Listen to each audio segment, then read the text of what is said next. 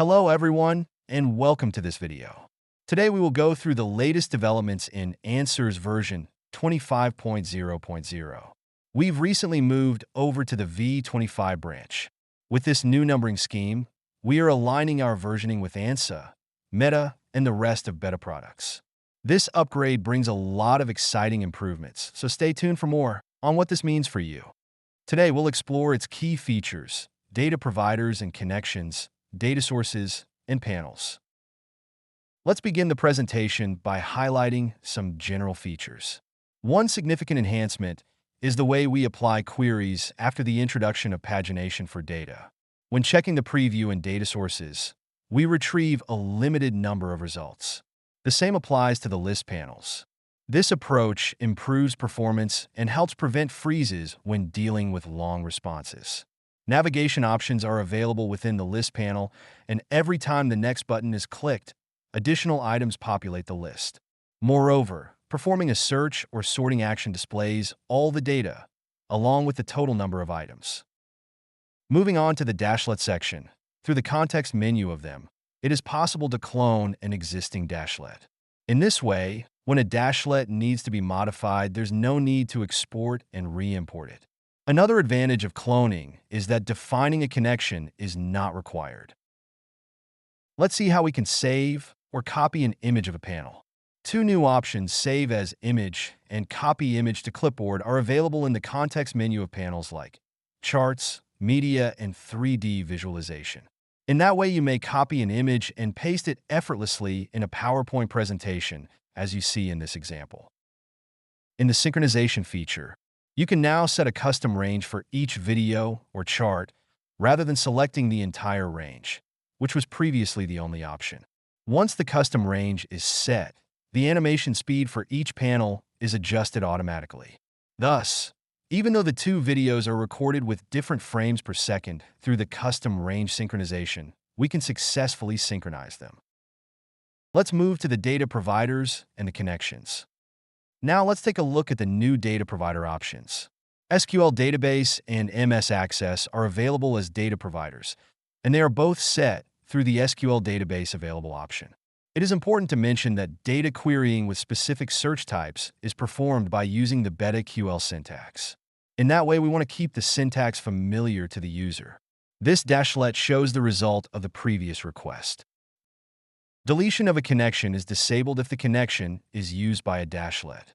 Pay attention to the Info button, which provides a report of the dashlets that use this connection.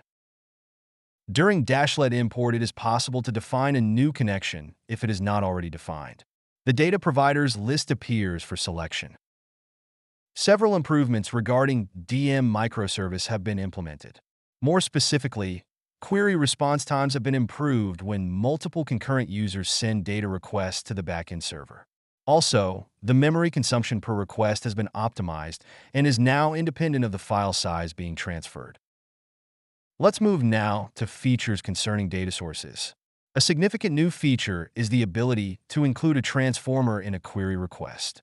On that note, we have achieved greater flexibility in data querying by enabling the option to incorporate a selection from one panel into the data source of another through a transformer.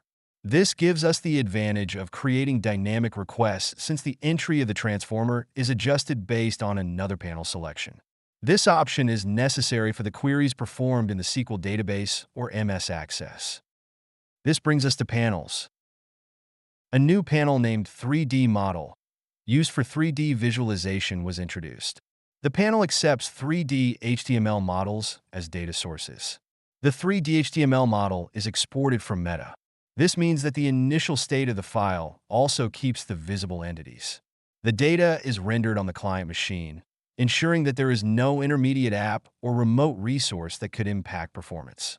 The panel offers options to animate through different states, show displacements, scalar or vector results, and adjust the color bar limit. Use the well-known Identify function to locate entities or reset the identification and apply focus commands to show or hide specific entities. Through the BetaQL browser panel, there is a new option to search in the database using the basic filter mechanism, the same way applied in ANSA or MetaDM browser.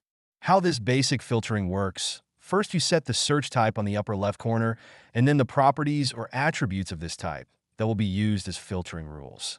For example, we search for simulation models that meet a specific project type. You can also perform a relative query, meaning the items are filtered based on the properties or attributes specified to the search type applied in the relative field. Continuing with panels, a new type of chart called scatter line chart has been introduced.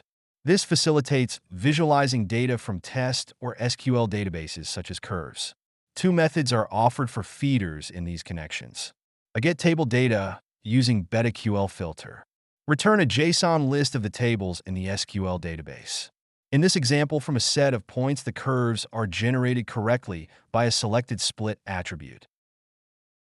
A layout focus feature comes in list and table panels and allows changes in the orientation for headers.